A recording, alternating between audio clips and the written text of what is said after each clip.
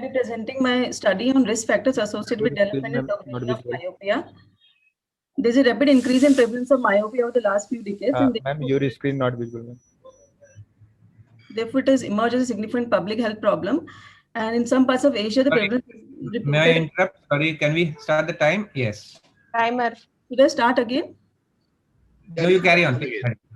So in some parts of Asia, the prevalence is reported to be as high as 90%. It suggests that besides genetic factors, there are some role of epigenetic factors also associated with lifestyle, which may have an important impact on myopia.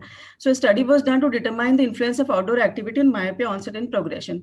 It was a hospital-based longitudinal study, which was approved by a Institutional Review Board and informed consent was taken. Children with 7 to 14 years of age presenting with decreased vision or presenting with myopia of minus 0.5 verse were included in the study, whereas children with refractive errors other than myopia or family history of myopia or those with anterior posterior segment ocular disorders were excluded from the study. Total 580 children were enrolled. Psychologic refraction was done in all children. Spheric equivalent was calculated, and follow-up was done every 6 months for 18 months. And every visit, psychological refraction was done. The parents were asked to record the daily outdoor activity of the child in hours per day to school, at home, during weekdays and weekends, separately on a calendar provided to them. And they're supposed to bring this at every visit during follow-up. Outdoor activity was defined as a time spent in outdoor activity in daylight, like playing in ground or running or sports activities, etc. The outdoor activity per day was calculated by dividing the total hours of activity in a week by 7. Total 495 participants completed follow-up, so they were studied. Participants were divided into 4 age groups. This is the various methods which are used for data analysis.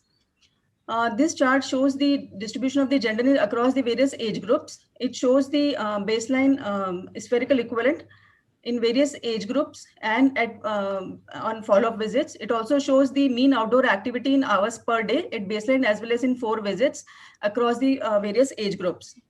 This is a correlation graph which shows the inter and inter-individual association between myopia and outdoor activity in the 3 follow-up visits. It shows a statistically significant negative directional relationship between the outdoor activity and the myopia. And this central dashed line, it represents the overall negative correlation trend, means those who had more outdoor activity had less myopia. So after assessing the correlation trend, we assess the magnitude of relationship by a mixed effect model, which showed that estimated the effect of per unit outdoor activity to change in myopia in all follow-up visits.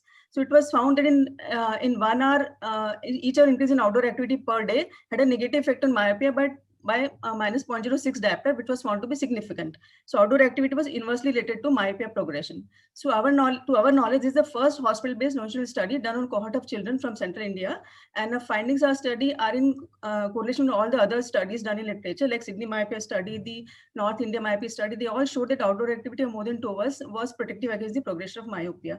And the mechanism postulated is that this release of dopamine in response to bright light stimulation inhibits the growth of the eyeball. So our study has multiple strengths, like there are minimal recall bias in our study because other studies were done on questionnaire based. It's a longitudinal study, so it is easy to establish the causal relationship between the outdoor activity and the progression of myopia. It is large, and limitation is that it is institutional in nature, so it doesn't allow to extend our findings to the general population. So to conclude, our study found a greater number of hours spent in outdoor activity had a protective effect on myopia, and the implication is that if we increase the hour of outdoor activity at home, at school, in children, it can be a strategy to prevent the onset and progression of myopia in children. Thank you. These are my references. Thank you so much.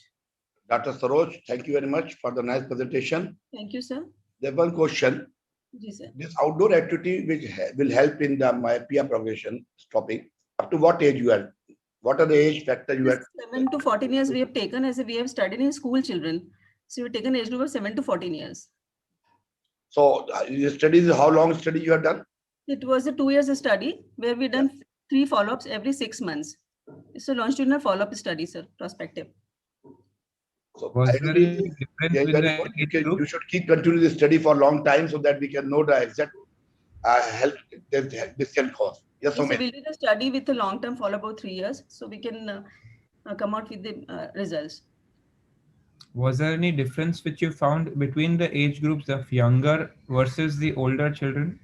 No, sir, it was not found to be significant. It was found to be same. It was basically on the outdoor activity, the hours. Those who has higher outdoor activity, they had less myopia progression in our follow-up visits. And it was found to be statistically significant, sir.